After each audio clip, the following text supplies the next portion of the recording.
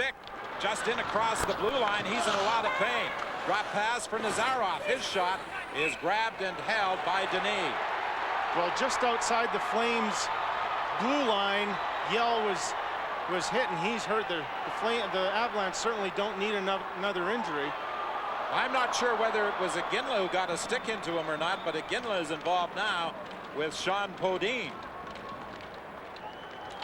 And you have to love that, how Podine gets in there and defends his teammate.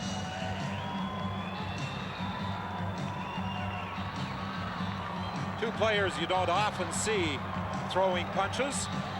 Podine with a goal and an assist in this opening period. Savard goes after it again. Housley moving into the slot, gets the shot away. The save made out front for Iginla, and we've got a scrap going on in the corner. Sammy Helenius and Nazarov. Nazarov has the edge in height as he stands 6'5" and weighs 230 pounds.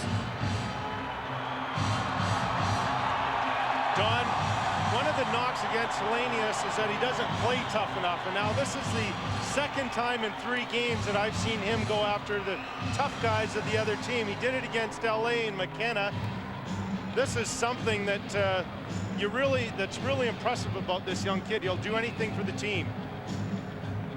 Wouldn't be surprised. That's why Gauthier bumps with him. These two might have a goal before the night is over. I wouldn't be surprised. That's why Odgers is out there, and Gauthier is the guy that hit high note into the glass. Now we've got Deadmarsh going after Gauthier.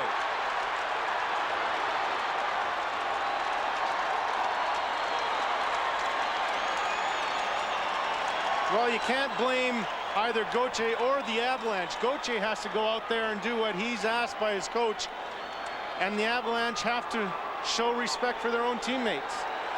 These teams still have 4 more meetings this season, and obviously they don't like each other. Hockey Night in Canada, brought to you. Between Gauthier and Deadmarsh, it's going to be right here along the boards. Gauthier is going after the puck. Deadmarsh comes in with a nice clean check. After that, he does take exception to what happened to high note a little bit earlier, and why not, Don? Let's go after it and stick up for my teammates. Goal.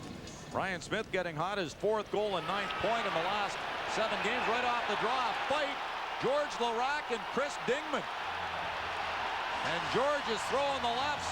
Oh, he caught Dingman with a big one as he got back up. And Chris Dingman, who more than likely has some family here watching tonight, got the worst of that one. So George Larac has the fans heated up at Skyreach.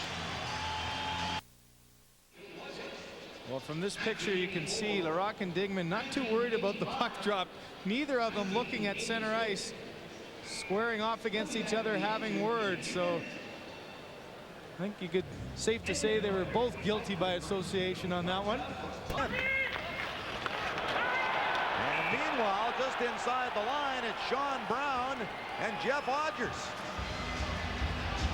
Second fight of the first period.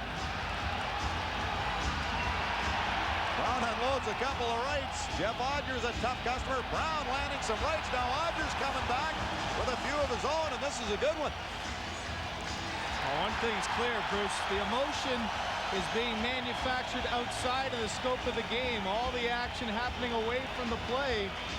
Jeff Odgers gets back on the ice, gets involved in the play for a second, and then squarely goes right at Sean Brown, and the two have some words. I'd say that Sean Brown did quite well for him.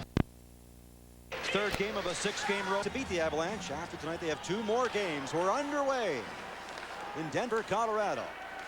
Well, here we got a fight already. Adam Deadmarsh. And Steve Bajan. Oh, Bajan landed a left.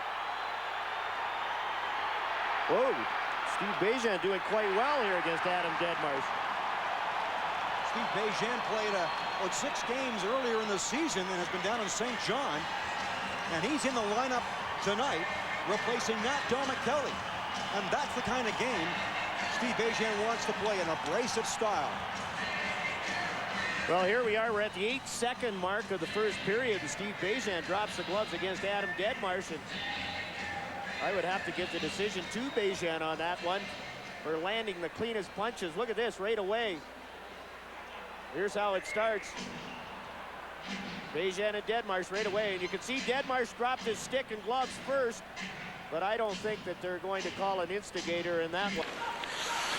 Playing this game tonight. Here's Yell. Around. Jaguar, nice save. Another fight. Looks like Chris Dingman's now fighting With Wade Belak. This should be a good heavyweight bout. Dingman, the former Flame. Belak, the former Avalanche. Heavyweight bout. A lot of clutching and grabbing so far as the big men can't get the arms loose. And now Dingman gets Belak up against the glass, but Dingman goes down and no punches thrown. Two big boys, both around 6'4", well over 200 pounds. Dingman's about 240. And they head now to the penalty box.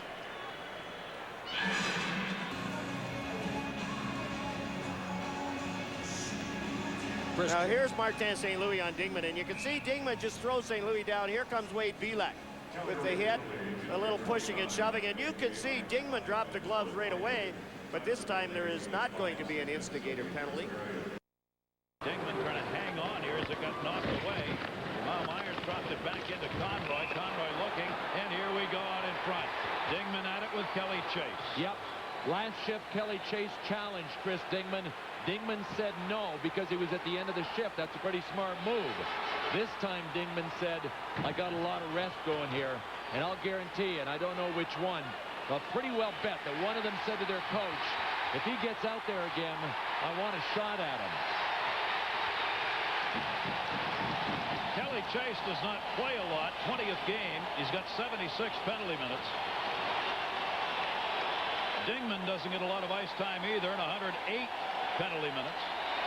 St. Louis Blues fans applauding Chase as one of their favorite players, and a man who won the Humanitarian Award a couple of years ago in the NHL here at the Kiel Center. Chase challenged him again on this goal, but Chris Dingman said, yeah, I'm rested enough. There's the bottom of the screen. Kelly Chase threw his gloves off, wanted to grab on right away. Dingman started flailing away, but wasn't able to connect because of why Chase threw off his gloves the way he did, to get in close. That's how Chris Dingman lost his footing. He threw a punch, a left, and missed, and Chase got under his armpit and kind of flipped him over.